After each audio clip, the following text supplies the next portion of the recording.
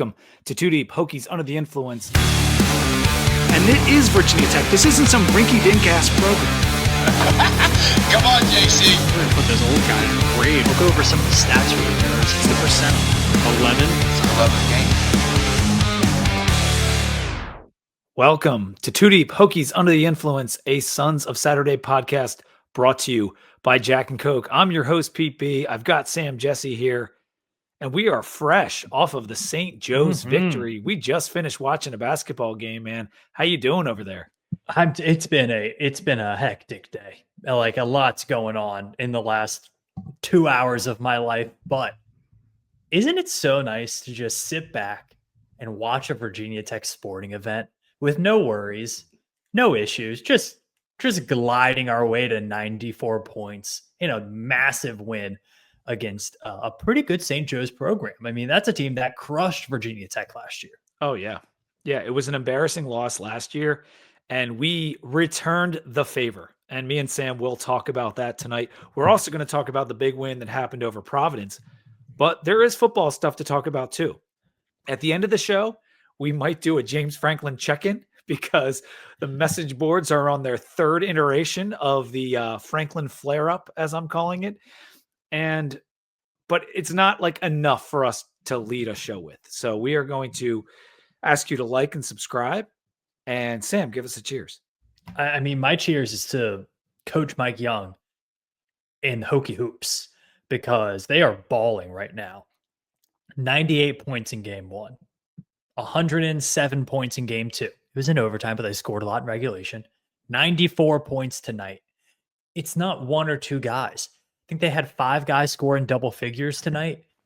Just the best offensive basketball we've seen from Virginia Tech to start a season in a long time. Cheers to those guys for getting the offseason right and getting ready to play. Cheers, buddy. Don't get so choked up about it, Pete. Yeah, hopefully you couldn't hear me coughing over here while Sam was giving his cheers because I had to take a sip of my beer before the cheers. But yeah, 5 guys in double figures. Actually, I think it was 6 when it came down to it. Might have been 6, yeah. Shoot and Hammond both hit double figures off the bench. Let me just mention off the top, Tech Till We Die shirts available on the swvashop.com. That's our new design and logo. You saw it on our last overlay with the skeleton, and they are available. I got a video from Jason with them being pressed up. They look great. I'm going to share that on Instagram and Twitter tomorrow.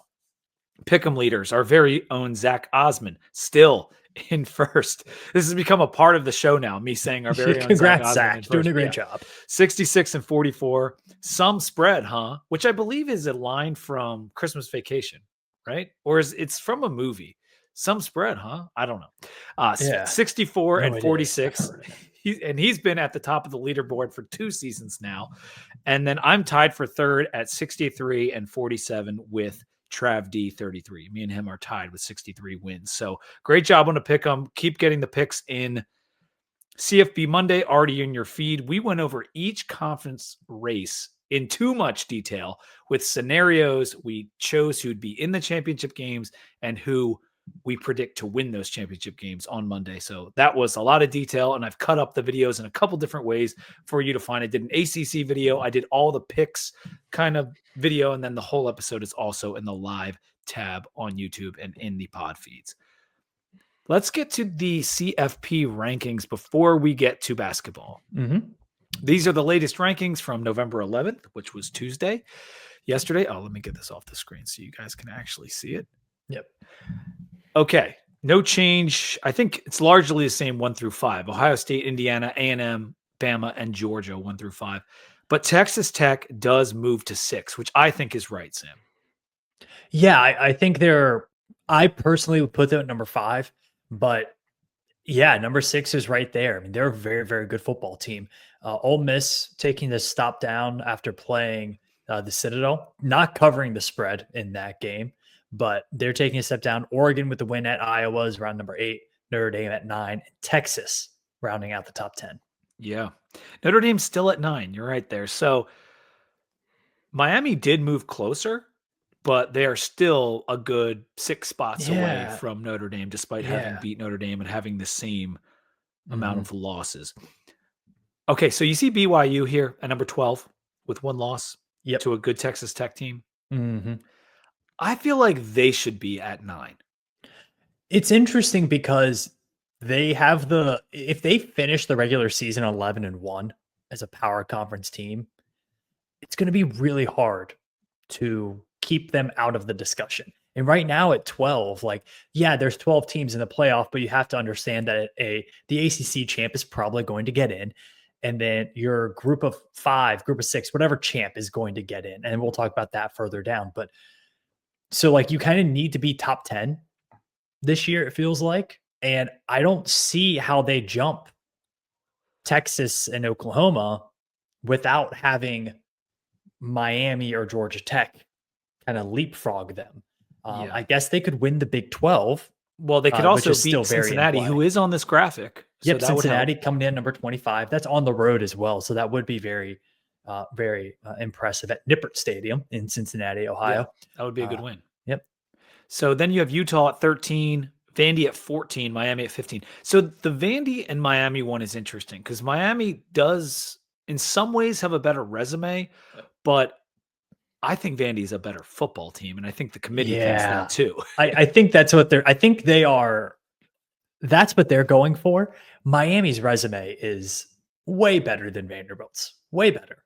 But if those two teams played a game, who are you picking to win? Yeah. I'm probably picking Vanderbilt. I think the coaching and the heart of Vanderbilt is going to give them the edge. Well, you also know what you're going to get. And I think part of this too is they don't want to put teams in the playoff who they know the result, right? I don't think they want to put a team in there they know is going to get crushed if they don't have to. And I think with Vanderbilt, you know what you're going to get at this point. Well, for the most part, they don't really get blown out. They don't. They almost did against Texas, but they fought back. With Miami, though, Vandy did lose to Bama by a significant margin. It wasn't a blowout, but they didn't really compete towards the end of that game. I might say that Miami has less blowout potential. Miami has, I believe it's been 2.5 seasons since they've lost a game by more than a touchdown now. Yeah.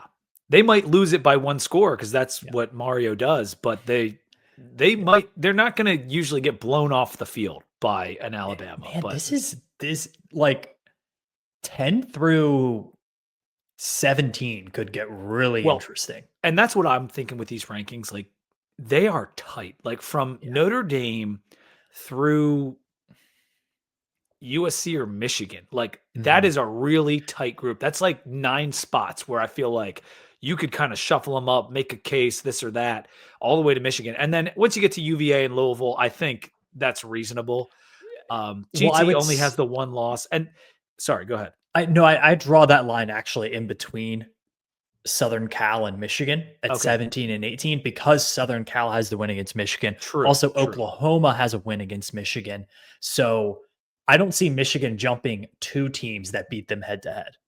Yeah, you're right. The line probably does fall after 17 there. What else did I have to say? Oh, well, the interesting thing about the graphic that they did for the bracket is that Miami was in the bracket in the ACC slot because they're the highest ranked ACC team. But they have a lower likelihood to win the conference than any of the other ACC teams that are in the top 25 because we've got 5 teams in here. I mean, they would need a lot to go their way in order to win the ACC, in order to make the ACC title game. But it does speak to what we were talking about on the show of if Duke were to win the ACC in some convoluted way, Miami might go to the bracket if they were to win out because they would get in at large and maybe JMU and USF would be above them. Moving to that, USF in the rankings, JMU not in the rankings. USF pops in at number 24. And so that kind of leads me to believe that if JMU and USF both win out and are champs, USF's getting in and not JMU. Yeah, I think this is more of them picking the American Conference over the Sun Belt Conference, which is very fair. And I think they're also saying both of these teams lost to pretty equal teams in Louisville and Miami on the road. USF got blown out by Miami, where JMU kept it close with a backup quarterback half the time. So I think there's that playing into it. USF has the road win at Florida, which I think is giving them a little bit more juice. And they also have a dominant win at North Texas, who is a very highly rated team in the computers and a very potent offense. I think, though, at the end of the day, when they're looking at this and JMU is a 12-1 conference champ and USF is a 11-2 conference champ, there's going to be people in that room that go for JMU. Yeah, there will be. Because at that point, JMU will have played a decent Coastal team and a very decent Southern Miss team to improve their strength of schedule. Because right now, JMU's SOS is just SOL. It's just not very good. What do you think about Georgia Tech being down at 16? Because I'm looking at the teams above them who all have more losses. But it comes back again, like on a neutral field, are you taking Vandy or are you taking GT? Are you taking Utah or are you taking GT? And I think I know the answer to those questions. I mean, they're all very, very close. I think those three teams they're almost carbon copies of each other in a way. Well, Vandy and GT are very similar. I guess you're right. All three are kind of similar. Yeah, I think what you have here with Georgia Tech is two teams left on their schedule are currently ranked. Yeah. With Pittsburgh, comes in at number 22, and then Georgia, who's number 5. Both of those games will be played in Atlanta, not both at Bobby Dodd Stadium in Atlanta, but they will both be in Atlanta. I think Georgia Tech, they have it all, like they control their own destiny, maybe more than any other team that's not locked into a spot right now.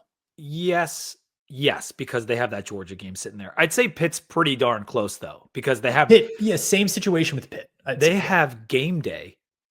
And they play Georgia Tech. So they are in the same boat. But they have game day this weekend against Notre Dame. Like after Narduzzi said, I don't give a shit if we lose the game. Game day was like, we're going to Pittsburgh. And also, something that's being buried, they're marketing it as like Pat McAfee's homecoming, who went to West Virginia.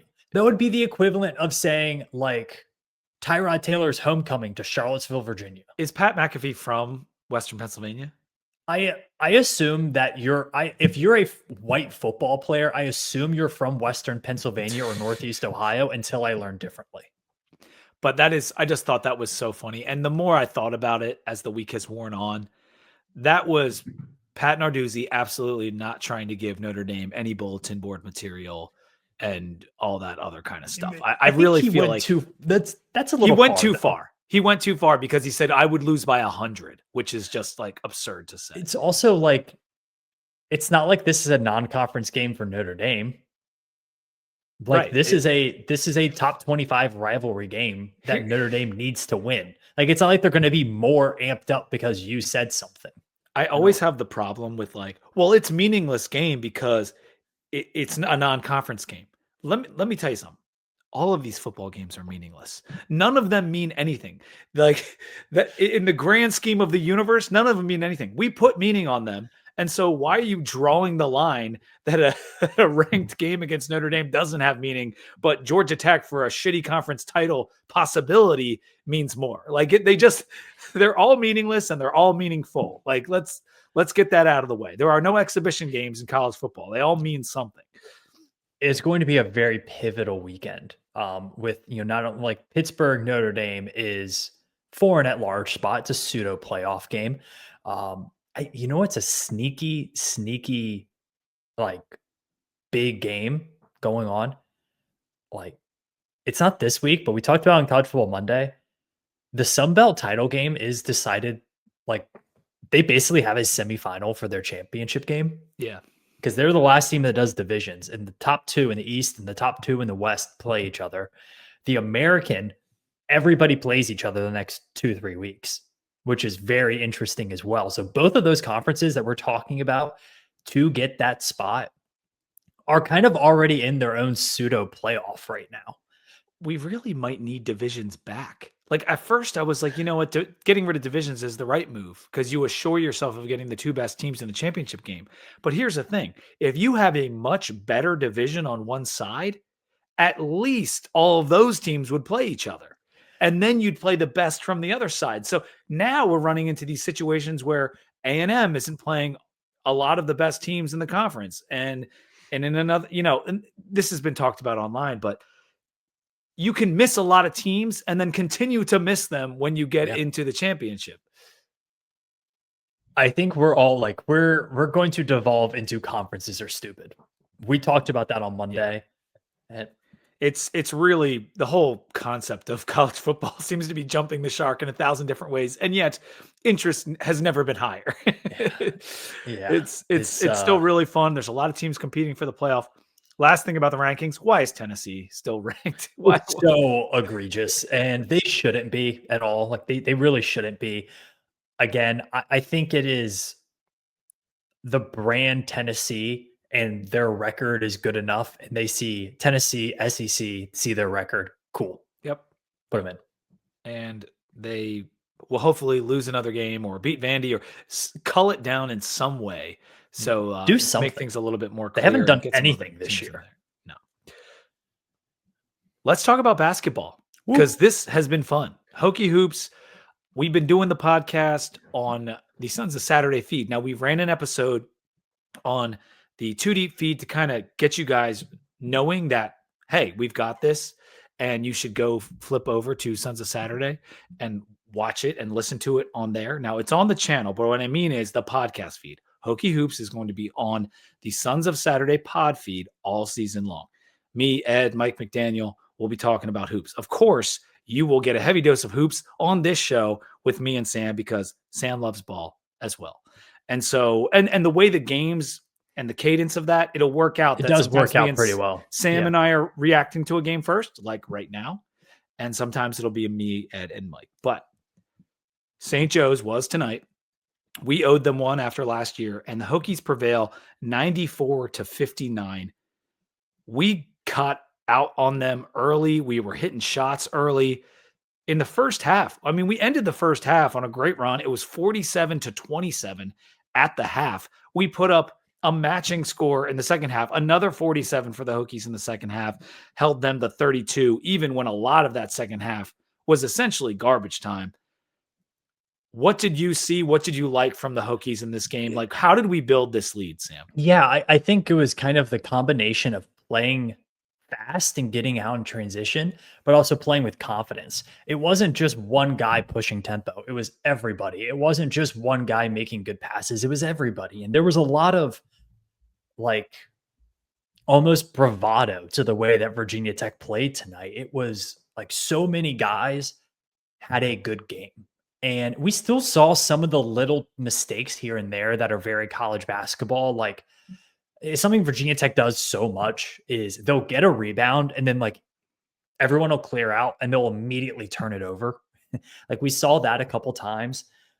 We saw a couple of shots at the rim by Toby that should have gone down. Hansbury still bricked like 4 threes in a row in the first half. Like some of these things that we would like to clean up, but the good so outweighs the bad right now with this team. Like it is highlight after highlight for these guys. What was fun about this game, and I put up the team stats on the screen, was that the defense was just on point. Look at the steal number, dude. We had 12 steals in the game, 9 of which were in the first half. And that's what led to so many of those baskets in transition or fast break, however you want to call it. If you look at the bottom of the screen, fast break points for the Hokies, 21 points in the fast break. St. Joe's had 0. That was a huge factor in this game. Yeah, I mean, 3.29 assists to turnover is it's disgusting, phenomenal, man. And then St. Joe's, to hold St. Joe's to 0.58. Like, this game was dominant. Our turnover numbers have been so good. Like, we struggled in the first half against Providence. We had 9. And then in the second half against Providence and overtime combined, we had 2. In the first half of this game, we had 2. And so up until like the last 3 minutes of this game, we only had 5 for the game. So two of the turnovers of our 7 tonight were essentially in garbage time. Like, we are taking care of the basketball so much better than last year. At least, aside from that first half against Providence, it's been way, way, way better. And that was a huge problem for us last season. it's not like we shot the cover off the ball tonight. Like 52 from the field is very good. 40% from three, that's fine for a college game. But we were just scoring at will. Like it really just seemed like when we were taking it to the rack, everyone contributed. You talked about how many guys were in double figures. Hansberry, it was 6, yeah. Yes. Oh, yes. 6 guys in double figures. I got the numbers right here. And if you're watching on YouTube, you can see this. Jaden Shute came off the bench, had 12, which was awesome. We saw Ben Hammond come in, 22 minutes, 11 points for him. And he, dude, he was getting after it on the defensive end. His hands were everywhere. He had 3 steals in this one. Our starters, who have been consistent throughout the 3 games, it's obviously Neo, Hansberry, Johnson, Lawal, and Bedford. They have been excellent. Like they have really been excellent starting. They had to play a lot of minutes against Providence, which we will talk about the Providence game quickly here in a second. But in this game, we didn't have to rely on them so much. We saw Shute more, saw Hammond more, saw a little bit of Pasha, and we saw Dorn, especially at the end of the game. We saw Dorn get in there, and he got. Did he have a point? Yeah, he had 4 points, 3 rebounds, 1 assist, no turnovers. Okay. Yeah, so we saw a little bit of everyone. Even Sincere Jones got in there, which was kind of fun. He didn't score a point, but he did get in there and grabbed a couple rebounds. But Neo's stat line, let's talk about the main man here. 14 points, 7 assists, 5 rebounds, 2 blocks. And the one block, he tapped it 3 times, grabbed it, passed it up the floor to Ben Hammond, who then laid an alley-oop up for Hansberry, and it was the best play of the game. It was pretty sick. And he only played 25 minutes tonight, which I think is such a positive for this team, right? Like if you can keep everybody under 30 minutes a game, that changes things when you get to ACC play. Because over the last few years, we would see like Hunter Couture and Sean Padula were playing 34 minutes a game. Going back to that 2016 team, like Justin Robinson and Ahmed Hill were playing 35 minutes a game. Like it was crazy. Having these guys keep their legs fresh does seem to be maybe a hidden key to this season if they want to push the tempo like this and like they did against Providence too. It just feels like it's unlocking a totally different realm of the Mike Young offense. It is really exciting. Abdallah, I'm going to try to find his season stats for assist to turnover. So the first 3 games, because it's ridiculous. He might end up leading the country in this. It's getting that good. Like I know it's only 3 games, but he had 1 turnover tonight and 7 assists. That's really good. He has not been turning it over, which I know he's been playing overseas, but he's still only 19 years old and he's in a new place. And he's been really efficient in that regard. And 14 points in 25 minutes, especially when you consider they played an overtime game on Saturday. All the starters played like 35 plus minutes, basically. And in this game, there was no letdown. Like I talked to you earlier today. I'm a little nervous about all the media attention we got this past weekend and a letdown at home against St. Joe's, who was 2-0, and they're a decent opponent. And there was no such thing. Like right from the jump, we were in this game. We were on it. There was no sleepiness. And it's not like the crowd was like an overwhelming Castle crowd. Like it was fine. It wasn't like packed to the gills or anything like it is for Duke, but no sleepiness, man. It was really an impressive showing considering the game they just had on Saturday. Neokilis Avdalis, 22 assists, 4 turnovers. That's wild. 5 blocks as a point guard. If your point guard has more blocks than turnovers, you're going to be pretty good. That's kind of crazy. Something else I wanted to there are some pretty interesting season stats that we're starting to see. Like he's only 3 for 8 from the free throw line. Yeah. Are we worried about that? Not it's small sample size, but not particularly. No, I mean, a lot of times instead of maybe going up through traffic and looking for a foul call, he's making the bucket or dishing it to someone else who's open. And so I'm not really worried about the free throw thing. Yeah. I think one of the reasons I wasn't so worried about his shot was that his free throw percentage in general was good. And at this stage in the game, like, yeah, you want to draw fouls, but this isn't the NBA. Like, we're not just trying to draw 1,000 fouls here. Yeah. Yeah. Something else I wanted to notice, Jaden Schutt, I thought he had a spell in that game against Providence that didn't look great, but he's 8 of 14 from 3 to start the season. Yeah, I love it. Pretty darn good. He's averaging 9 points a game. Like, he's gonna be better than what we saw against Providence. And I want fans who maybe just saw that Providence game. He's gonna be good. Are you talking about Schutt? Yep. Well, he had 10 off the bench in limited minutes against Providence. He just didn't play. He didn't play that much. He didn't play well. He made both of his threes though in that game. Yep. Yeah, he's 8 of 14 from 3. So I mean, there's maybe the most exciting part is there's room to grow. Oh, and there's these little areas to get better, and everybody's scoring. It is everybody, man. I mean, this team is. We don't need Toby to go for 20 every night, and Toby, like, with as flashy as he is, and he had that great double jump, like he threw it up, he missed the bucket, but he had got his own rebound and jammed it home. Like, there's going to be a night when he drops 25. It's going to happen. But right now, we're not needing it. Like, we haven't needed it yet. And he did. I mean, I think in the first game against Southern when we were crushing, like, he had 20 in that game, I think. Yeah.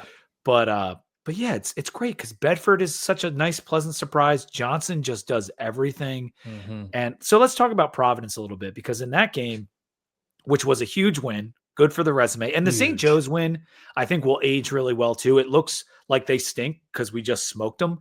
But the A10 is really crowded this year too. I think they're a decent team. I mean, let me say this. I think they will be a decent team down the road. They didn't look good tonight, but they were 2-0 coming in. But the Providence one was big. I think they're a top 5 team in the Big East, and they've got really good guards who gave us tons of problems. But Neo was hot in that game early on. He scored 17 of our first 30 points. He was setting the internet ablaze with some of the playmaking ability he did. And in the second half, we got it back even. We took a lead. They took a lead. And when it went to overtime, we left no doubt. Like, we carved out a little bit of a lead. We kept them at an arm's length, and we closed that thing out. But what impressed me, Sam, was like the shot making, not only by Neo, but by everybody. Like, we just kept on hitting shots. Yeah, it was like big shot after big shot. And I also would think we looked so much, again, I come back to the word confidence. Tech looked really confident in overtime the whole time. Like, they looked like they knew they were going to win that game. And I think a lot of it has to do with having a guy who's played professionally before, like, probably helps in that a bit. But I also, like, Toby Lawal's played a ton in college basketball. Bedford's played a ton. Hansberry's played a ton. Tyler Johnson has a whole season under his belt. Ben Hammond has a whole season under his belt. Yep. Like, this isn't a team that they're maybe new to each other, but they're experienced basketball players, and they're experienced at a high level. I made the comment on the post-game spaces, Jalen Bedford. Yeah, he's a UNLV transfer. UNLV plays in the Mountain West, which really isn't that much of a step down from the power conferences. So you're basically getting a guy who's played very high level basketball for a few years. And, Toby Lawal, he came from VCU. Again, more high level basketball than he played ACC last year. Like, there's this level of experience to this team that we maybe haven't talked about as much that is really coming through in those moments. And maybe it came through again tonight where you're not seeing the letdown performance after the big win. Guys are doing their job. Everybody's playing hard, hustling. Really, really impressive game against Providence, obviously, and an impressive turnaround here against St. Joe's. Yeah, in the Providence game, for those not aware, Neo dropped 33 points. Mm-hmm. And I know the game went to OT, but he had almost like 30 of those in regulation. I mean, his first half was crazy. He might have had 20 points in the first half. Yeah. 5 of 8 from 3 in that game. 6 assists, 5 rebounds, a block, and a steal. In his first game against Charleston Southern, he had 9 assists. People are like, oh, well, look at his first. Like, I saw some detractors online like, well, you didn't even see his first game. I was like, he didn't shoot great in the first game, but he played a good game. I mean, it wasn't like it was a bad game. Just 2 turnovers for him in the Providence game. And everybody was talking about him online. Everybody. In fact, he went on the Field of 68 show with Jeff Goodman like 2 days ago and did an interview. I didn't know that. About it's an awesome show. Like Field of 68 essentially did like a 30-minute show on Neo. Then he came on and did an interview, and then the show was over. Like it was like a full episode on YouTube. You can go find it. It was good because you got to hear from him a little bit and how he's handling the early hype and whatnot. But he had those step back threes in the Providence game. He was shooting from distance. Everything that we hoped him to be, you saw in the Providence game. Oh, he's better than what I thought he was going to be. Yeah, which is kind of scary because we thought he was going to be good. He's way better than I thought he was going to be, if I'm being honest. I think, wow. I didn't. I mean, I expected him to be good, but that game against Providence, he looked like an NBA player who came down to play with his alma mater.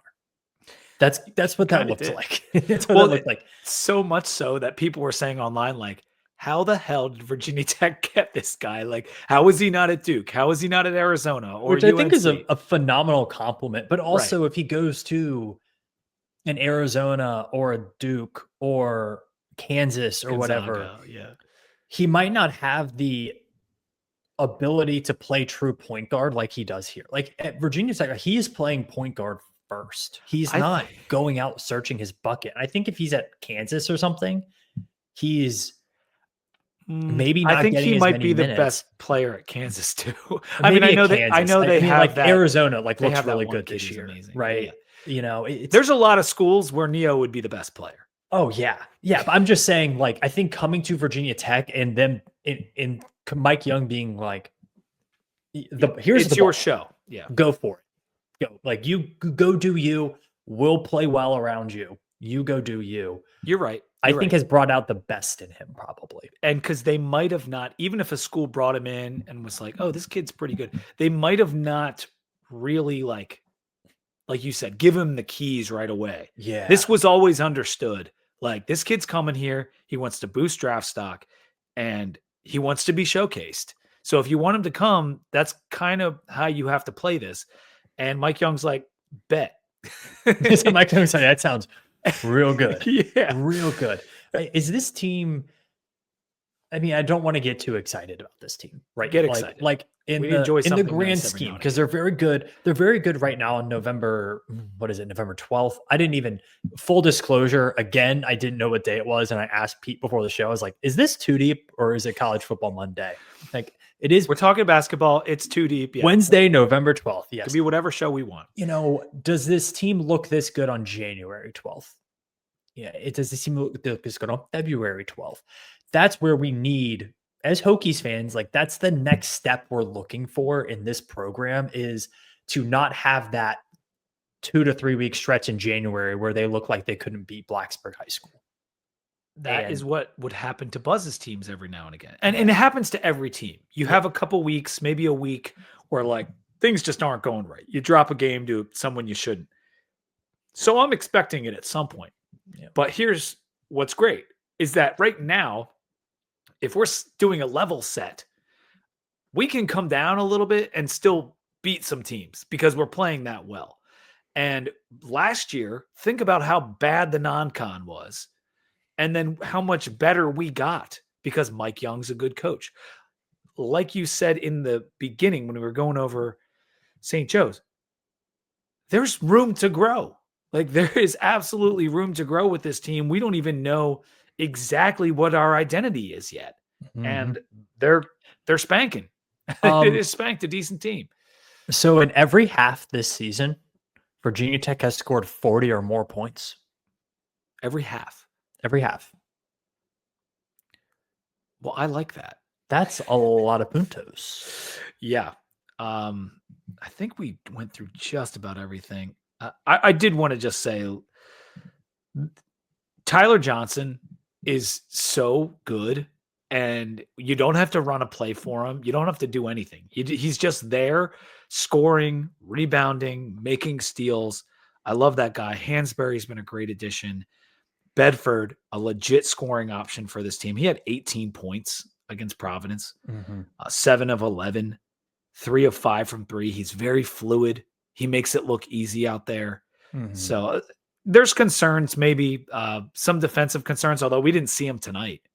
Against some really good guard play, like Providence, like there's some question marks, perimeter play, that kind of thing. But this team is fun, and they've got all the pieces to be really freaking good. When do they play next? Like I've never been this excited for random November games. We got Charlotte on Sunday at 2 p.m. Bring it on. That is on the same exact channel that was tonight, ACC Network Extra. So get your minds right. That means you need to put your TV provider into the ESPN app, or if you have Hulu Live TV, it comes up as a channel, which is really nice about Hulu Live TV. And if you went and got the free 5-day trial of DirecTV and you're on your second email doing that, you have to then go make sure you have the extra sports bundle that has ACC Network Extra. So annoying, dude. Can we just play a game on cable? So here's what's going on. Most of the games in non-con are on ACC Network Extra. There is Battle for Atlantis. I don't know what that's going to be on, but we'll probably get real network television for that of some type. And then SEC Network has the South Carolina game. So that one should be a little bit more accessible. But all the other ones, you got to figure out a way to get ACC Network Extra because this team is must-see TV right now. Well, don't tell that to ACC Network. They're probably running like reruns of Duke Carolina from '86 or something like that. All right, let me do a quick ad read, and we're going to get to Florida State here, Sam, because we are doing a football preview. It is still football season. I know some people might be forgetting. We just came off the bye. But Two Deep Hokies Under the Influence is brought to you by Jack and Coke. I need to get the can back up on the screen. I keep forgetting this when I put up my graphics.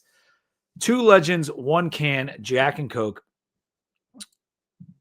The number 1 cocktail in the world is now available in a can at your local grocery and convenience stores. It's true. Jack Daniel's Tennessee whiskey mixed with Coca-Cola or Coca-Cola Zero Sugar is available everywhere. There's no mixing needed. It's already in the can. It's already set. It's not too strong. It's not too weak. It's perfect, and they taste delicious. You can get the variety pack with Jack and Coke Original, Jack and Vanilla, and Jack and Cherry all in one box. We love that stuff. I'm a big Vanilla Coke fan. Ooh. And Jack, or what was it? Back in the day, when you were early in your career, you did a lot of Captain. It almost ruined Vanilla Coke for me. Well, Jack has brought it back. Jack and Coke is the way to go. It's the only way to go. And that Jack and Vanilla is delicious. The Jack and Cherry is delicious. So grab that mix pack. And when you do, please, please, please drink responsibly. 2 legends, 1 can, Jack and Coke. Florida State, 7:30 p.m. on the real ACC network. Oh, it does exist. Another night game for the Hokies. We've had many this year. I'm not really sure why this game with 2 under 500 teams is in prime time, but nevertheless, that's what it is. Let me pull up this thing. This is the series history once again with the graphics. Florida State's been in the ACC since we got here, 2004. They have played in Blacksburg precisely twice in 21 seasons. And this year we are again going to Tallahassee. I've got the series since 2000, which includes the championship game. But, or actually that might be the Gator Bowl. Is that the Gator Bowl? Is that the Natty at the bottom? So the Natty's at the bottom. Yeah. The one above that is the Gator Bowl. Okay, the one above that is ACC Championship. Yes, of course, because the bottom one says New Orleans. Yes. So, yeah, I went to the ACC Championship in 2005, but we won in Blacksburg for Beamer's only win over Bobby Bowden in 2007. Paul Patera wrote an article, which is up on sonsofsaturday.com that you can check out on the Bowden and Beamer thing, right? Like this, it was a fun read. Yeah. And then, kind of. It was very well written, but it was like I had the take in the group chat, I think it was yesterday, like Florida State might have like maybe no other program capped Virginia Tech's ceiling more than Florida State with the national championship game in 2000 and the ACC title game in 05. Yep. Because it does feel like, kind of playing revisionist history here, but looking back, like if Virginia Tech would have won the Natty in 2000 and then also had back-to-back ACC titles, you would have been and then after that, you have the roster that was the roster from 06 to 2010. Like, it might have been different. It might have been different going forward. Like, it really might have. It was good, and it might have been Clemson good.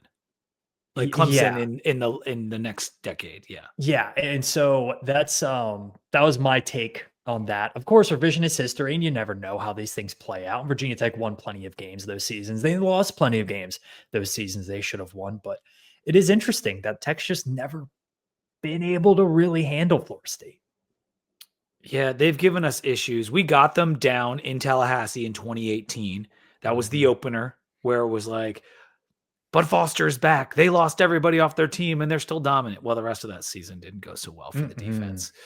And also Lethal Simplicity turned out to be a complete joke. That was a terrible Florida State team. Very, very, very bad.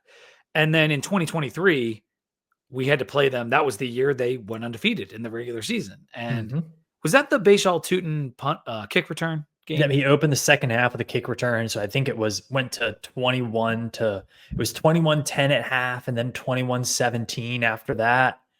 And it gave us the good meme of that guy, like in the overalls, just like, yes. that was pretty funny. But yeah, we lost that game. We were expected to lose it, but we had started to turn the corner at that point.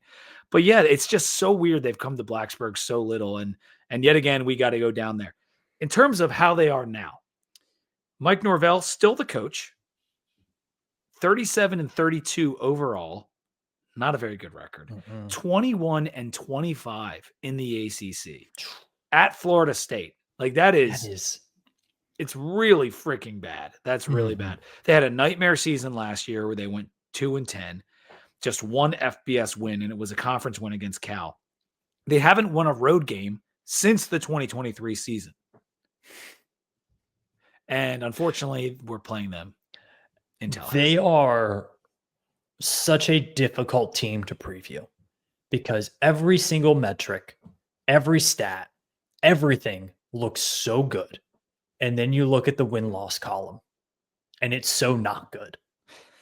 And it doesn't really make sense. And I think the reason, if I go through and I list some stats for you, the reason their stats are like this is because, one, if you opponent adjusted and they beat Alabama, they played very well in that game. I don't know how the hell that happened, but it happened. Then they played West Eastern Texas of the deaf and blind, and then they played Kent State, and they racked up a gajillion points in both of those games. And then since then, they haven't been very good. Yeah. If you cut off their stats after the first three games, they don't look very good at all. They look terrible. Now, there's a lot of teams that pad stats against an FCS in week 2 or a lowly team in week 2, but they did it twice. And we kind of know they caught Alabama with their pants down. It's hard to not take those games out when evaluating them, right? Like it's almost like you have to take them out because you're not, you get a totally misrepresentation of what this team is. And I would say in the beginning of the year, their offense was firing on all cylinders, and that started to like decline. And maybe their defense had a few questions, and that's actually gotten better as the season's worn on. So they, like, the two sides of the ball are going in a little bit of different directions. Let's frame this team just a little bit more, because in the offseason, they grabbed 2 new coordinators because of how bad it was. And they brought in Gus Malzahn as the OC. They get Tony White as the DC, but Gus goes out, gets his former quarterback from UCF, Tommy Castellanos. We've beaten Tommy twice while he was at BC, but it looked like Gus had unlocked him early in the year, and he was going to be this whole new quarterback, the one that we saw at the very beginning of his BC tenure where he's like running and throwing and doing all this great stuff. In the offseason, it felt like a mistake, and then it looked really good, and now it's kind of going back to the typical Castellanos that we're used to. I think it's a few things. Like teams have figured them out a bit. They figured out what they like to do. I think Gus Malzahn is predictably like, I don't love him as a play caller personally. I just think he overcomplicates very simple situations and oversimplifies somewhat more complex situations as a caller, and it gets them into trouble. An average play caller probably wins the game at Virginia, but he overcomplicated some things and ended up they had some bad plays there at the end.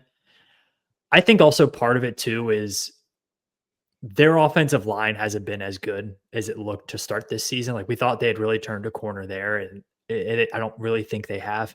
If I look at their offense, in their pass protection right now, they're 112th in the country in expected points added via the sack offensively. So they get sacked a lot, and they have a really fast quarterback. So that should tell you something. 125th in pressure rate allowed. Like Castellanos is running for his life a lot of times here, and he can't see over the line of scrimmage. He's like 5'8". He's like legitimately 5'8", 5'9". He can't see over the line of scrimmage. If he has to start running and cuts the field in half, it just doesn't work. So I think that's been a big part of it as well. Yeah, they also have had a little bit of turnover problems.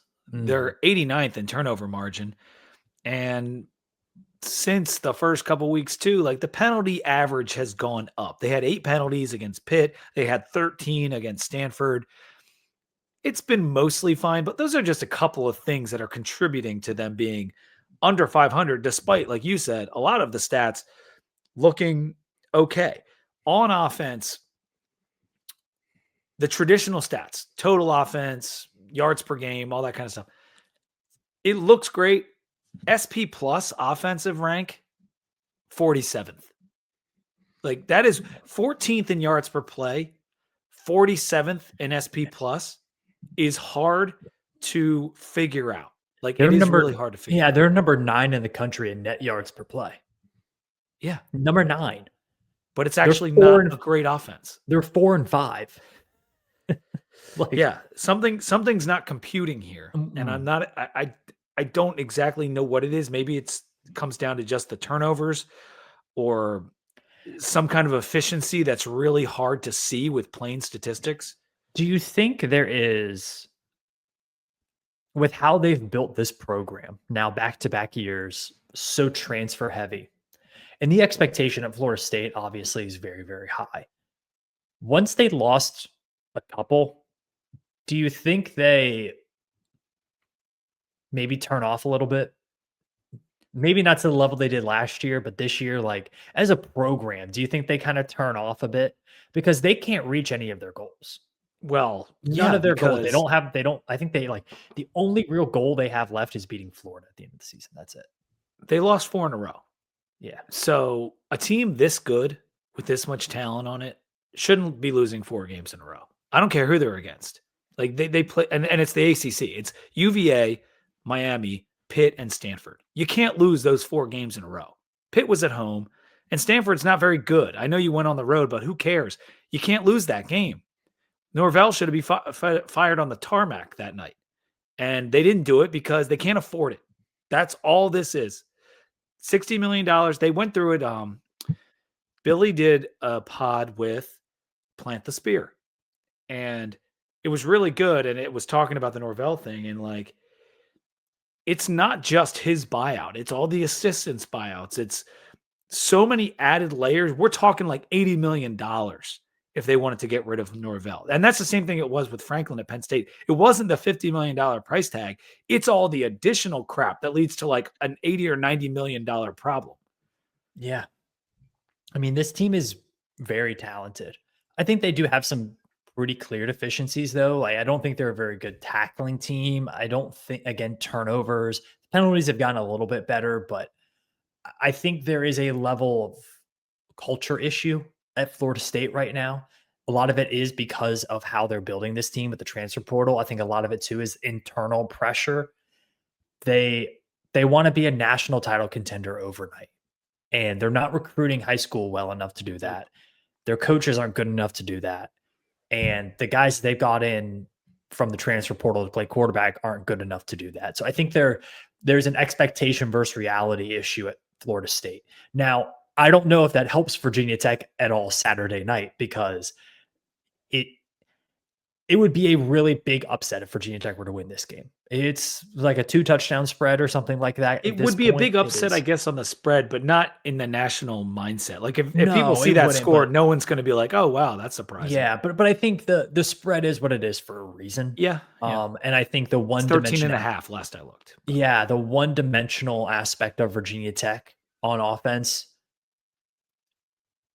in some ways, I think it could help them in this matchup. In other ways, I think it could doom them in a way, even if they are having a good game, because Florida State's going to score some points. And can Virginia Tech score 4 touchdowns in this game? I feel like that's going to be a challenge. Yeah, and I think it's going to be hard to keep this Florida State offense from scoring 27, 28 points. Yeah, I mean, because even with all of Castellano's warts, he's got 2,000 passing yards. He's got 360 rushing yards. And no, he hasn't blown up for like 100 rushing yards in a game, or he hasn't even thrown for 280 in a game. But he's top 40 in QBR with all of his flaws. And I know that's not what Florida State wants to be, but it's not trash. It's not DJU. It's serviceable, and he can make some things happen. But what I like is that we're familiar with this guy. We've played him twice. Some of our players are familiar with him. They're not going to be scared of him. Mm-hmm. And Sam Seifkes has had a bye week to figure out a way to defend Gus Malzahn. And I think our defense is going to have to play really well if we want to win the game. Like that. Yeah. That's really what it comes down to. They can run the ball like Sawchuk, Chroma, Singleton. They can run the ball. Mm-hmm. On the outside, it's Deuce. Like Deuce is the guy that you see in your nightmares, because he is having a really good season. He's got 813 yards and 4 touchdowns in 9 games. They have the freshman Danzy, who's also pretty good, 500 yards for him. And McCoy has emerged a little bit on the season. They use Pittman, their tight end, a little. Like they use him a little. He's got a couple touchdowns, but the skill talent is not like overwhelming. But Deuce Robinson and the running backs are enough to give us some real problems. Yep. We're going to need to make some plays, get some turnovers if we want a good chance to take the game. Yeah, I think turnovers is the key. Like you said it there. If Virginia Tech wants to win this game, not just keep it close, they're going to have to win the turnover battle by at least 2.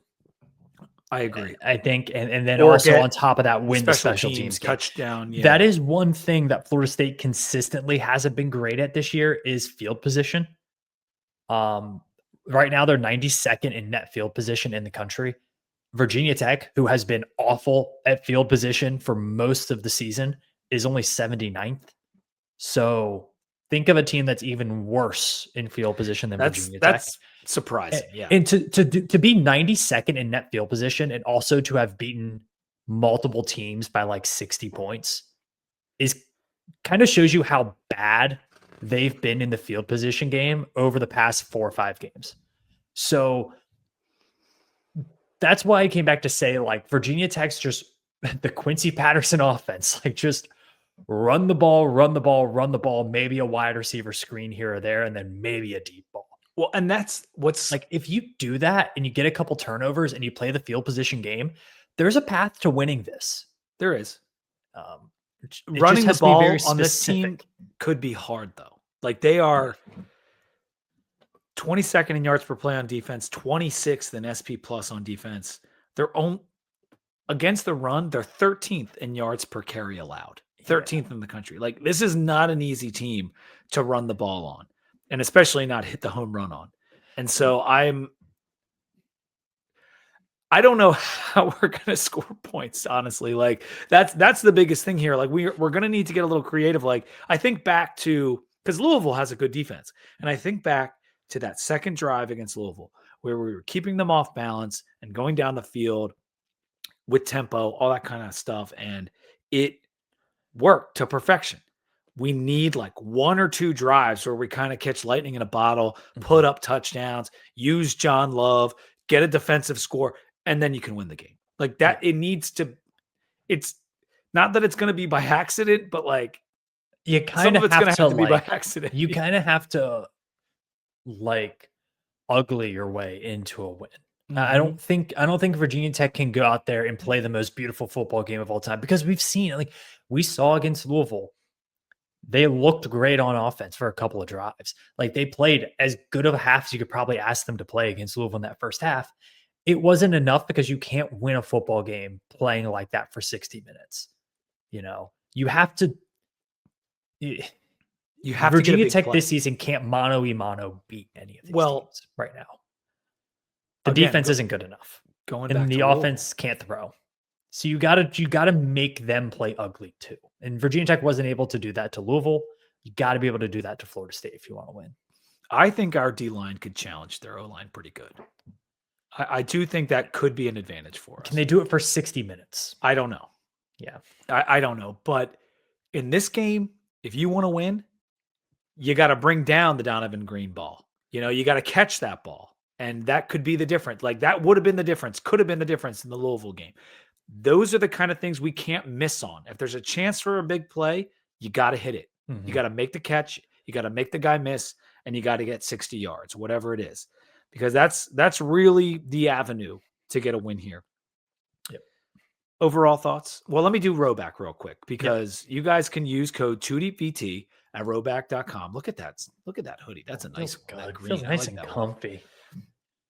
They've got the hoodies. They've got the polos. They've got the women's stuff. You guys know it by now.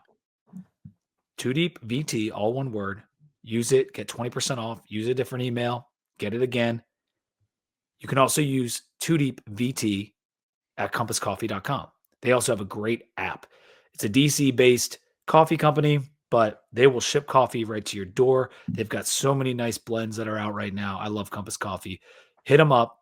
Go to their site. Use the app. Whatever it is, load up your cart. 2DeepVT.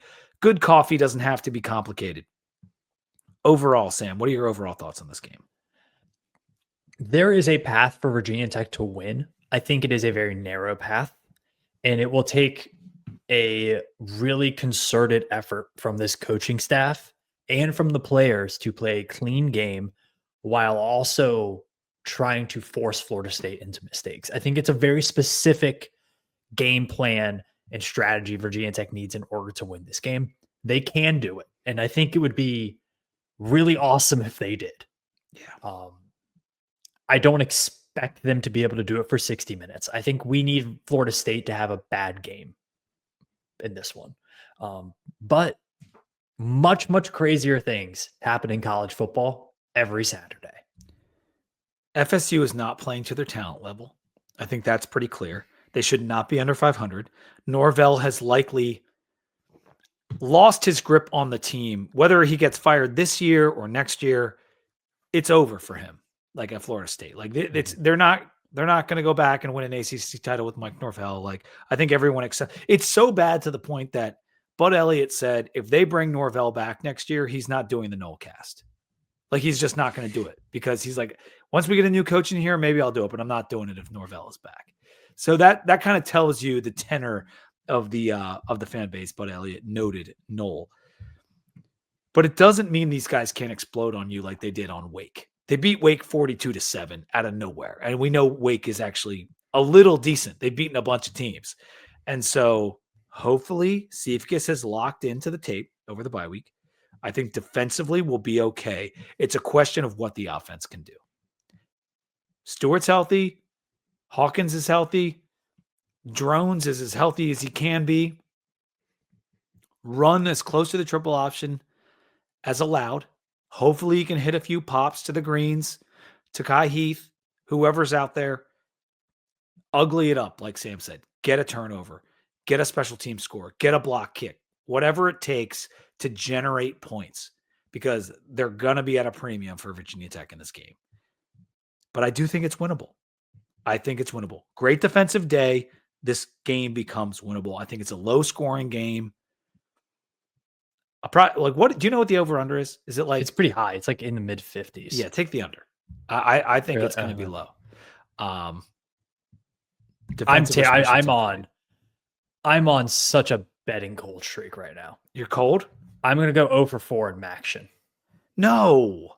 Yeah, this is my first cold going? streak. Central Michigan is beating the tar out of Buffalo. Dude, Toledo's crushing. Miami's quarterback got pulled right before kickoff. Oh, come on. And so Toledo's crushing them. Yeah, I was on Miami. Akron lost in overtime. I had the under for Ohio, Western Michigan, but I got cocky and parlayed it with Ohio money line because I'm a stupid idiot. I've told the fellas, like, I feel I'm on the quest for 25 units. I'm at like 19 coming into Maction. I'm feeling the rope. I'm physically feeling the rope slide out of my hands, and I can't regrip it. Like, I feel it happening. We need a vibe change this weekend. So maybe under Florida State, Virginia Tech gets me back going. I was watching that Western Michigan game because I was on Western. They started just running the ball. I didn't realize that Western has really gone back to incorporating the yellow in their color scheme. Mm-hmm. Like it wasn't there for a while. Like when PJ Fleck was there was like no yellow. Yeah, they've had weird uniforms. They've had some weird uniforms. Yeah. I had nobody cares about my bets, but I will say, like, I had an entire write-up that I sent to friends of the program, Robert, Brett, and Grant, like full write-ups on these games about why I was picking what bets I was. 0 for 4. That's Maction for you. It happens. That's Maction for you. Last weekend, I had my best weekend of picks, not in the pick'em, because the game, like, it depends on the games. Like the 10 games in the pick'em are sometimes really weird. I went 5-5 yet again in our 2-deep pick'em. And my other pick'em, I went 21-4. It was an absolutely legendary week. I came in first place out of 140 people. Actually, I tied with one other dude. I go 21-4 and I tied for first place. And we actually picked the exact same tiebreaker score. I don't know how that's possible. We picked the Texas Tech BYU game. We both picked the same exact score and won the same amount of games, whatever. But it was a great week. And I'm in first place for the year. And I'm jacked about that. But no one cares about my picks either, Sam. But it's fun to talk about with you an hour into the pod. So let's get on that under. Let's bring the Hokies home. Let's get on that cover. Let's get a Hokies cover. Let's cover. Hey, shout out to the basketball team. Now 3-0 against the spread to start the season. Ooh, baby. Vegas Vegas hasn't caught up on the football team. Vegas doesn't know. Do you know what Virginia Tech's covering on the road or just away from home has been? Because we didn't cover against South Carolina. We didn't cover against Georgia Tech. Hasn't been great, I guess. Give me literally 15 seconds. I'm just, I don't know. It's Tommy Castellanos. Let's beat him again. We're 2-0 against him. Let's go 3-0. Virginia Tech in road games this season is 1-2 against. 1. Yep, 1-2 against the spread. Because NC State, we got NC State. You won against the spread. Overall, this season, Virginia Tech is 2-7 against the spread. Well, we fired our coach, so that does make. Yeah, we fired our coach. The under, it's gone. The under has hit 5 times, so the under is 5-4 for Virginia Tech this season. So the only 2 times we beat the spread were NC State and Cal, the 2 games we won. Mm-hmm. So in every loss, we didn't cover the spread against Wofford. Yeah. So, yeah. Damn. It hasn't been good. Like, I think the against the spread, what it is interesting for looking at is how does a team perform compared to the market's expectations for them? It is a really good way to measure a team based on like what public opinion on plus perception. Models. Yeah, it's like this really good combination of the two. Virginia Tech has not done well there. Like, I think the public perception and the numbers behind Virginia Tech are still much higher than the results, and yet both of those things are lower than they have been in decades. Let's take a moment away from the spreads. We're going to come back to our picks in a second. I said there'd be a little bit of Franklin talk. As related to Florida State. Mike Norvell is a dead man walking, whether it's this year or next year. Mm-hmm. He's a dead man walking. if Virginia Tech beats Florida State, there are some Hokies fans out there, and I've heard this at least half a dozen times. It would be so Virginia Tech if we beat Florida State and then they fire Norvell and then they get Franklin and not us. Yeah, I mean, it would be very Virginia Tech. It would be. I think that is one of the reasons I think that's really unlikely is because like this isn't the game that would push them to fire Mike Norvell. You think no matter what happens against VT, we're not that bad. Like we're bad, but we're not that like they've lost to a worse team than us already. Right. So do you think if we were Florida coming in this week and it's a rival and they're not good and they have a fired coach, is it different? I mean, they're maybe a little angrier about it, but I think it is like nothing that's going to happen this season is going to make Florida State feel good about Mike Norvell.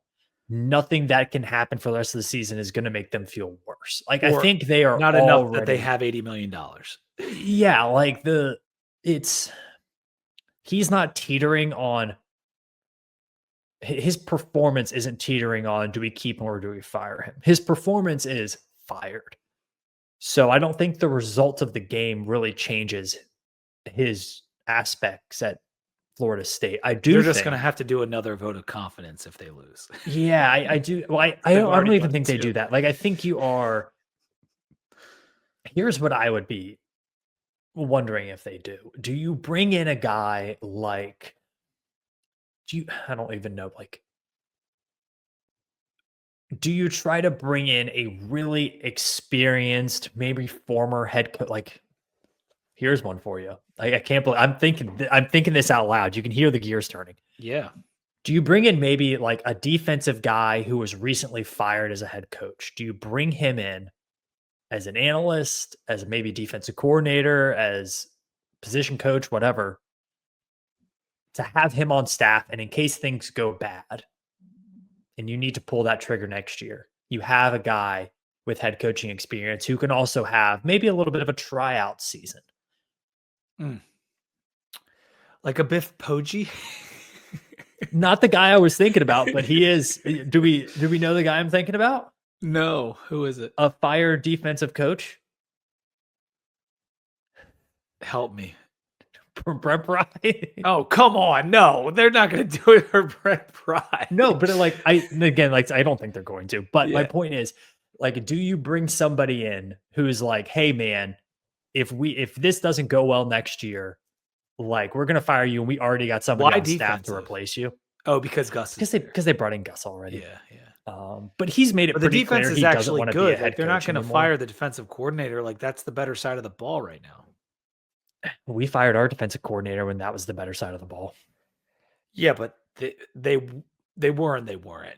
I mean, they wasted so. I mean, that's what they're saying in Florida State. They're 1-5 in the ACC. Yeah, like it's you're not wrong. I don't know. Game isn't played in our studio. I think the analyst thing is the important part that you said there, because that gives you the ability to basically bring in anybody. It could be offensive, it could be defensive, it could be, a fired coach that happens in a week from now. Who's like the best fired coach out there? Like a Gundy. Like, yeah, I mean, God, he would do so well. I mean, the man exudes North Florida. Oh, absolutely. I mean, kidding me? That mullet is built for Tallahassee. Oh gosh, that'd be perfect. You're welcome. Cheers to that. I need his house physically straddling the Florida-Georgia line. Like, do you have a beer that you're drinking? Is the Edmonds? Yeah, that's up in New York. Okay, that will be on another pod soon here. That was 425. Phenomenal beer. I listened to the wreck of the Edmund Fitzgerald twice today, all the way through. Listened to every word. It's so good. It's powerful. It's powerful. One of the, like, I don't think it's hyperbolic to say it is one of the most like powerful and important pieces of American art. It's a haunting song. Yes. It's a haunting song. And it went to number 1 in Canada. And I think it went to like number 2 in the pop charts in America and like top 10 in the country charts. And it's one of the reasons we even know about it. The only reason anyone knows about the Edmund Fitzgerald is because of the song, really. It was, I heard on part of my take today that apparently John Harbaugh listens to it before games sometimes. That tracks. Which is wild. That tracks. But there it is. Much. So I'm finishing up. This is the second to last one of these I have. I got an 8-pack. So second to last one I have of the Pumpkin Party Pumpkin Ale from Lone Pine Brewing, Lone Pine in Portland, Maine. This is a really good one. I like it a lot. Pumpkin Brothers. Yeah, pumpkin. So finishing up the pumpkin guys, and then we'll go into a new dark beers next week. Didn't have time to go by a beer store today, so I'm finishing these up. But this is, if you haven't heard me review it yet, it's really good. It's one of my favorite pumpkins I've ever had at Lone Pine in Portland, Maine. It's a really good beer. If you want like the flavor and body of a heavier pumpkin beer, but easier to drink and much more palatable, this is a great option for you. And it's only 4.2%. So you're not sloshed after one of these guys. Yeah. So pretty good. Yeah, it's rare to find the pumpkins that are under 5. Like that is. I think the other one I have here, in case we went long, is the pumpkin spice lager from Devil's Backbone, which is, it doesn't have the depth of flavor that the Pumpkin Party has, but it's one of the lighter side pumpkins. Finish. This is literally my last pumpkin beer in the fridge. The pumpkin, my favorite, had it many times already on the show. And then oh God, spilling. And then I have the course. Have you guys heard of this? Know about this? It's pretty good. Local Colorado brewery. Huh. Cool. Yeah, it's good. All right, picks. Notre Dame at Pittsburgh. This is where game day is going to be. And I believe it's in the pick'em this week. 10.5 is the line in the pick'em. Pittsburgh, the underdog. What are you doing, Sam? I really want to pick Pittsburgh. I think Notre Dame's going to destroy them. Oh. I just have this feeling. Like, I don't think Pitt's locked into, like, it didn't feel like, oh, here's a big game coming up. Game day is going to go to this game. Oh, yep, game day. Like, it just felt like would have felt like that if Narduzzi said something normal. I got to be honest. It felt like game day went to this game, and I was like, oh, that game's this weekend. And then Narduzzi's like, no, it's not a big deal. And I was excited about this game. I was really excited about this game until he opened his mouth. A fun stat about Pittsburgh is they're 120th in the country at giving up points per quality drive of the opponent. That's not good. And it's something that Notre Dame is really good at, is scoring once they get on the opponent's other side of the field. So unless Pitt can force some 3 and outs from Notre Dame, the Irish might put up some points in this game. The Irish have been putting up points. They've been running the ball really well. CJ Carr, great start to the season. Mm-hmm. Maybe coming down to earth a couple different times throughout the year. I like Pitt in the points. I think they're a live dog. I think Notre Dame and Pitt have a long history, and some of those historical things tend to take over. This is exactly why I took BC against Notre Dame in the points a couple weeks ago. BC was not live. I never said that, but I thought they were going to cover, and they did. Pitt can win this game. They absolutely can. They've got a quarterback. Sure, they could end up getting run over and losing by a lot, but I think I want to take Pitt with the points, and I'm going to do it. And I think they could do something, and it would really be fun for the playoff if Pitt would just win the damn game. So it would be really nice for the ACC if Pitt won this game. It would be. It would help the ACC tremendously. Although, Sam, Miami, an ACC team, already beat Notre Dame, and no one seems to care. I will give you have 24 hours to convince me to bet Pitt on this game. Okay. So over the next 24 hours. Also, the line has been growing. So this is the pick'em line. I think after Narduzzi spoke, no shit, Sam, like 4 hours later, it was at 11.5. Yeah, I convince me. Yeah, okay. It might keep going up. If we can get it to 13.5, you gotta hop on the Panthers. All right. USF at Navy, big game, especially for Navy. This is a massive game. If they want a chance to win the American, They are 10.5-point underdogs in this one. It's Veterans Week because Veterans Day was yesterday. I'm going with the, what do you call them? The shipment. Midshipman. In Annapolis, correct? Yes, in Annapolis. In November. Let me just Google Annapolis weather for games on Saturday. Yeah, cloudy. It's a Saturday. Cloudy, low 50s. In Annapolis, Veterans Week. South Florida just got ranked. Dude. Midshipman. That's the play. Midshipman. That's all the the play. way. I am okay. Navy defense is bad. It's like not capital B bad. Let me check Horvath's status.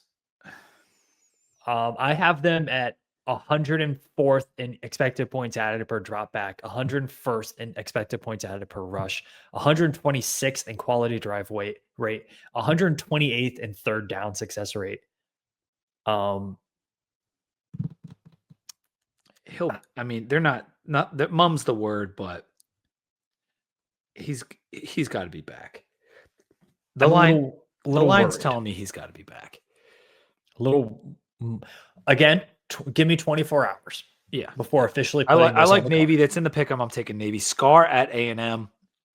Don't care what the number is. Don't care. Give me A&M. Pick a number. But what if? Nope. Shane had his chances this year.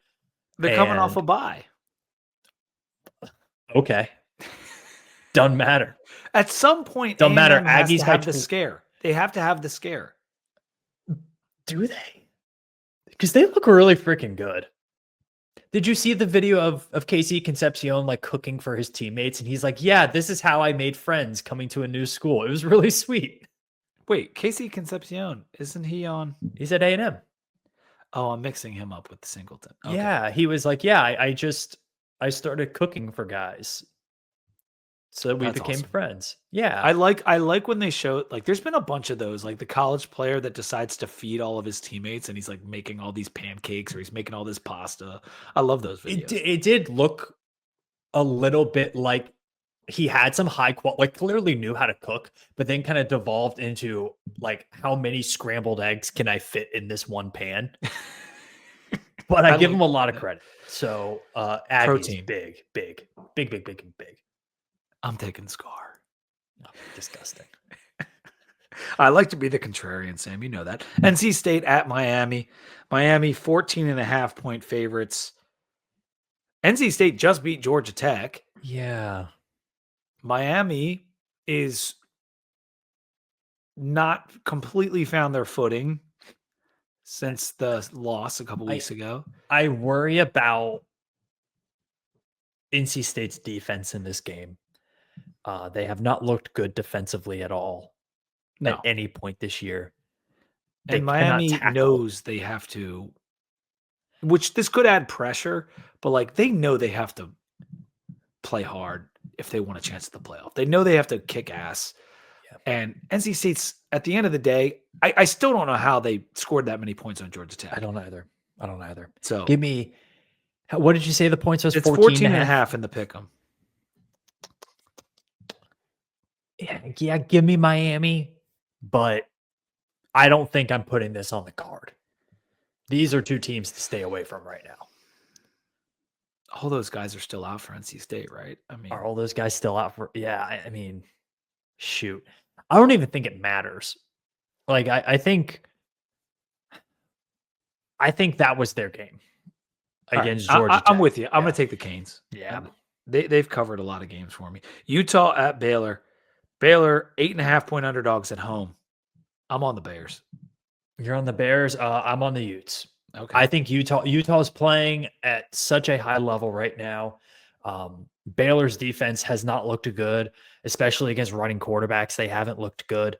And offensively, they've been mediocre at best at points this year. Like, we thought Sawyer Robertson was going to be a potential Heisman guy. Nope. Not much going on there. Give me Utah big in this game. I just feel like Utah's been so different on the road and at home. Yeah, that's very, very true. While you go to the next one, I'll see if I can look up Utah's home road split. So that's all we're going to pick from the pick'em. In terms of the rest of the good games, we got Oklahoma at Alabama. Huge. Bama 6.5 point favorites. This is a revenge game potentially for Alabama because of the way they lost in Norman last year. Bama's going to cover 6.5, right? Yeah, I think so. That's a tough defense for Simpson to go up against. Give me Bama at home. Yeah, you were on that. Bama they didn't cover the points against South Carolina, but they won the game, obviously. They did cover the points against LSU. I think they cover here. I'm going to take Bama. Utah is 3-1 against the spread on the road this season. Oh, okay. They've only lost 2 against the spread all year. 8.5 is a funny number, though. Too. They've been favored by over a field goal in every single game. They were favored against Texas Tech, and they were favored against BYU. Dang. All right, so Iowa's going to USC minus 6.5. Are we both on the Trojans here? Yeah, this one's on the card. Okay. Texas is going to look so fast in that game, dude. Oh my God. It's going to be insane. Iowa was running in mud last week and now they got to go. The prettiest grass in college football at the Coliseum. Texas at Georgia, another 6.5 point. Did I just write 6.5 for all these? Is that right? Georgia's 6.5 point favorites at Texas or against Texas. Georgia's at home. Man, oh man. You know, 6.5 is a lot of points. I'm going to take the 6.5, but this does feel like a game to live bet if you're going to bet it, because I'm not convinced in Arch Manning versus a good defense right now. Yeah, I mean, all these games, they were 6.5 when I wrote them down. Some of them are 6, some of them are still 6.5, but yeah, they're all like under a touchdown. I like Georgia. I think Georgia could cover this one. Clemson at Louisville. Louisville 3.5 point favorites. Bounce back. You're getting that bounce back? Huge bounce back. Yep. Brahms looking to get that contract. Yeah, I heard that today. I think it's a good call. I mean, lose to Cal as 3 touchdown favorites. Get a new contract. It sounds good to me. I think great. I think Penn they State are calling is what that says. Well, he's a Louisville guy, right? Yeah. And they've done very well under him. He's recruited very well. My guess is this is something that they've had in the works for a while, and unfortunate timing that they lost that game. But you're probably right. Yeah. So there's one more game, and I have it also written down at 6.5. Although it's Duke and Virginia, right? Virginia's going to that one is at. I think it's at 7.5 now. Actually, well, no, yeah. I'm looking at it on. It's at 4 now. Oh, so they must think Chandler Morris is. Maybe Chandler Morris is all right. Duke's minus 4. I'm looking at the Yahoo Sports app right now. I know that's not the best source for a betting line, but I was just happen to have the scoring app open. And ESPN bet is gone, so I don't even know if adios ESPN Penn. We could do a whole podcast on Penn gaming. My God! But how do you think the Virginia Duke game's playing out? I mean, to me, it honestly does depend on Chandler Morris. I think his playmaking ability has won them multiple games this year. Right now I'm seeing minus 4.5. So Duke minus 4.5. Yep. Yeah, so that line has definitely moved by 2 or 3 points towards UVA. Now, I think Duke's going to be able to score in this game. Mensah's been very good this year. He's been able to score for the most part. Even in the game against UConn, they were scoring every time they got down the field. So that wasn't the problem. Defensively, if Morris plays, can Duke get stops? They gave up 37 to Connecticut. They gave up 45 to Clemson. A terrible offense. 27 to Georgia Tech. And then those are their last 3 games. So I'm not convinced that their defense right now, Manny Diaz's defense. In the ACC, the way it is right now, you got to take the points. Yeah.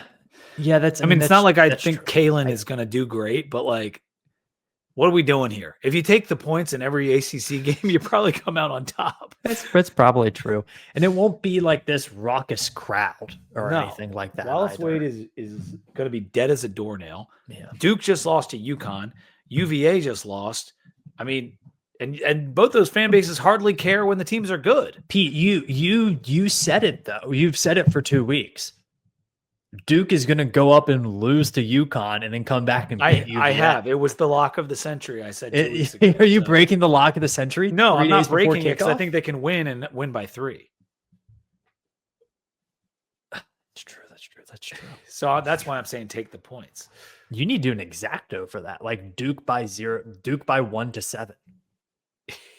That's probably like plus 180 or something. You get a little like that. something for that, yeah, for sure. Yeah. Sam's old betting job is coming out here. Well, apparently it's not because I'm 0 for 4 in Maction this week. Do we need to go back to that rant? 0 for 4 in Maction. Dude, the weekday games have been so challenging this year. We talked about it many times. Weekday games have been tough. Here's what I've seen this year in college football with the betting. Home teams are doing well. Have you noticed this? Yep. Like home teams are covering at a rate that is not normal. Who's back of the year? Home field advantage. Yeah. I mean, shoot, look at Mac. I mean, Akron lost, but Western Michigan won and covered. Central Michigan's going to win and cover. That's anecdotal for this week, but it's been happening all year. It has been. You're right. I'll look up some stats for that and see if I can fire out a tweet on that. Yep. All right, man. We covered everything. Thank you for being here with us. If you're still watching, why don't you use code word? Do we want to do Neo? That's too simple. Let's do something else. We could do pumpkin party. One more pumpkin party. How about we go with party? Party's shorter, easier to type. No spaces needed. Just type. Putting in a space is so much extra effort. Put in party in the comments if you are still watching as we're closing out here. Make sure you subscribe to the Sons of Saturday feed, the podcast feed on Spotify and Apple Podcasts. That's where you'll get the Hokie Hoops pod for the rest of the year.